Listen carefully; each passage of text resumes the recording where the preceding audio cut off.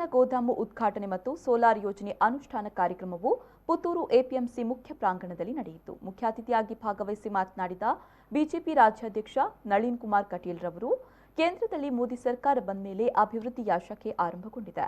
ಕೃಷಿ ಕಾಯ್ದೆ ಅನುಷ್ಠಾನ ಮಾಡಿದ್ರಿಂದ ಯಾವ ಕಾರಣಕ್ಕೂ ರೈತ ಸಮುದಾಯಕ್ಕೆ ಅನ್ಯಾಯವಾಗಿಲ್ಲ.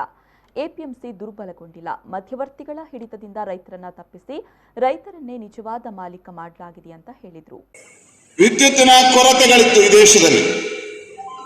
ಇವತ್ತು ವಿದ್ಯುತ್ತಿನ ಕೊರತೆ ನೀಗಿಸಿ ಇನ್ನು 16 ಕಡೆಗಳಿಗೆ ಕೊಡುವಷ್ಟು ವಿದ್ಯುತ್ನ ಉತ್ಪಾದನೆ ಈ ದೇಶದಲ್ಲಿ ಆಗುತ್ತೆ. ಅದಕ್ಕೆ ಸೋಲಾರ್ನ ಬಹಳ ಅದ್ಭುತವಾಗಿರ್ತಕ್ಕಂಥ ಪರಿವರ್ತನೆ ನರೇಂದ್ರ ಮೋದಿ ಸರ್ಕಾರ ಯೋಚನೆ ಮಾಡಿದ್ದು, ರೈತರ ಮುಖಾಂತರ ಸೋಲಾರ್ನ ನಿರ್ಮಾಣಗಳನ್ನು ಮಾಡಬೇಕು, ಸೋಲಾರ್ ಘಟಕಗಳನ್ನು ನಿರ್ಮಾಣ ಮಾಡಬೇಕು, ಅದಕ್ಕೆ ಸಬ್ಸಿಡಿಗಳನ್ನು ಕೊಡಬೇಕು, ಸೋಲಾರ್ನ ಬಳಕೆಯನ್ನು ಹೆಚ್ಚು ಮಾಡಬೇಕು, ವಿದ್ಯುತ್ನ ಉತ್ಪಾದನೆಗೆ ಅನ್ನತಕ್ಕಂಥ ಪರಿಕಲ್ಪನೆಗಳನ್ನ ನರೇಂದ್ರ ಮೋದಿ ಸರ್ಕಾರ ಕಂಡಿದೆ.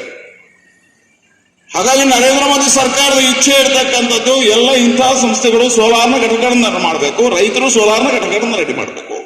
ಬಂದರು ಮತ್ತು ಮೀನುಗಾರಿಕಾ ಖಾತೆಯ ಸಚಿವ ಎಸ್ ಅಂಗಾರ ಮಾತನಾಡಿ, ಕೃಷಿಗೆ ಪೂರಕವಾದ ಸವಲತ್ತುಗಳನ್ನು ನೀಡ್ತಾ ಹೋದಂತೆ ಕೃಷಿಕರ ಬದುಕಿನ ಉನ್ನತಿಗೂ ಪೂರಕವಾಗುತ್ತೆ. ಪುತ್ತೂರು ಎಪಿಎಂಸಿಯಲ್ಲಿ ನಡೆಸಲಾದ ಅಭಿವೃದ್ಧಿ ಕಾರ್ಯಕ್ರಮ ಮಾದರಿಯಾಗಿದೆ ಎಂದರು. ಇವತ್ತು ಗೋದಾಮಿನ ಒಂದು ಉದ್ಘಾಟನೆಗೊಂಡಿದೆ.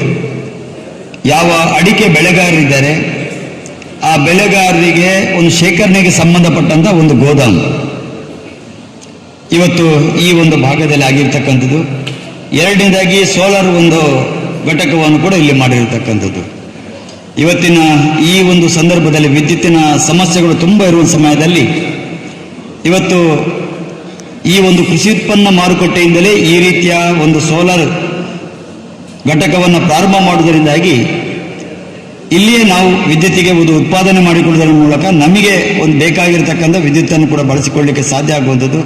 ಆ ದಿಕ್ಕಿನಿಂದ ಇವತ್ತು ಎಪಿಎಂಸಿಯ ಅಧ್ಯಕ್ಷ ಅಂತಕ್ಕಂಥ ದಿನೇಶ್ ಅವರು ಮತ್ತು ಸಂಬಂಧಪಟ್ಟಂತ ಎಲ್ಲ ನಿರ್ದೇಶಕರ ಜೊತೆಯಲ್ಲಿ ಮಾಡಿರತಕ್ಕಂಥ ತುಂಬಾ ಸಂತೋಷ ವಿಚಾರ. ಶಾಸಕ ಸಂಜೀವ ಮಠಂದೂರು ಅಧ್ಯಕ್ಷತೆ ವಹಿಸಿದ್ರು.